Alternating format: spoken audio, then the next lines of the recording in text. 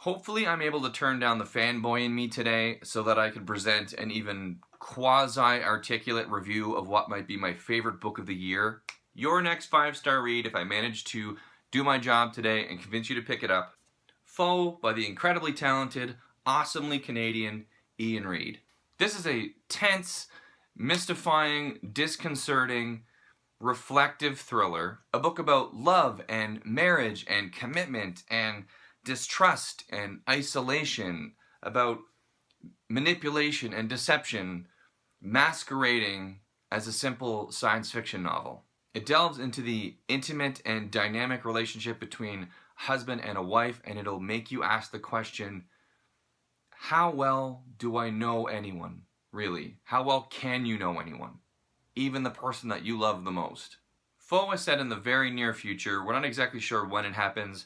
I don't think we're really even sure where it happens, but it's about a couple, Junior and Henrietta, who live in isolation on their farm, far from the big city, but in very close quarters with one another. And then one day their life is basically flipped upside down when a stranger appears. He shows up in a black car wearing a black suit, and he comes with alarming news. His name is Terrence, and he works with a company called Outermore, and Junior has just won a lottery that he didn't enter to travel very far away from his home.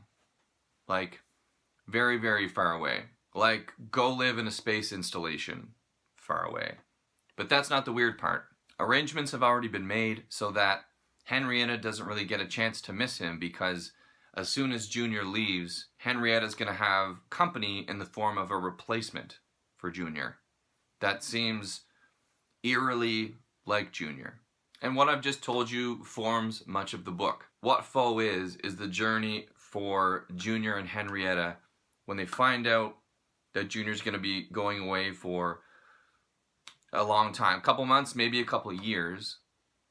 Them wrapping their head around this, and then their journey over the next 2+ years to get Junior to the point where he goes through the long list of this lottery that he won, to get selected onto the short list, to then get selected to actually go and live in this space installation. And if that sounds boring, I promise it's not. It's doing what all great science fiction does, and that's set up otherworldly circumstance so that you can explore some very worldly problems. Reading Foe really made me think about this quote that I love from Tom Shippey, who is Tolkien's biographer. When talking about writers of fantasy fiction, people seem to equate those people with evasion or with escapism. And Shippey very rightly points out that these people aren't writing escapist literature. That in itself is a type of evasion, because what all good science fiction and fantasy is doing is confronting something that people would rather not confront. It sets up a fantastical setting or situation to take you out of your comfort zone, to put you somewhere else that probably feels safe. It's separate from what you know. It situates you in the other so that you're in a place that maybe feels like it doesn't have any consequences for you.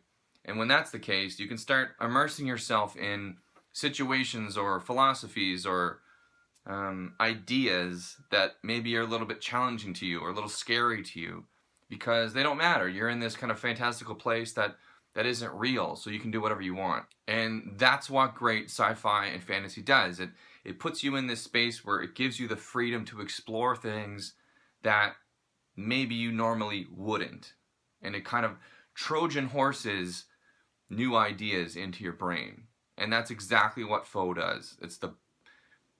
It's my favorite thing about this book. The prose in Foe is, I would say it's very literary, but it's light and it's almost simplistic, which I love, and I thought was the perfect choice for 2 reasons. One, it settles us into Junior's rather uncomplicated view of the world, and 2, it kind of allows the reader to impose themselves on the story in a way that few novels actually allow people to do. It does a lot of showing, it doesn't do a lot of telling, it gets you to really, it gives you the space to pay attention, and it gives you the space to analyze what's happening in the story while you're reading it. Because this book is just about so many interesting things, and it asks so many interesting questions. It's about how your perceptions and your expectations influence your reality so much more than you think that they do. It's about the consequences of a really passive relationship. It's about forced progress versus sticking with what you know.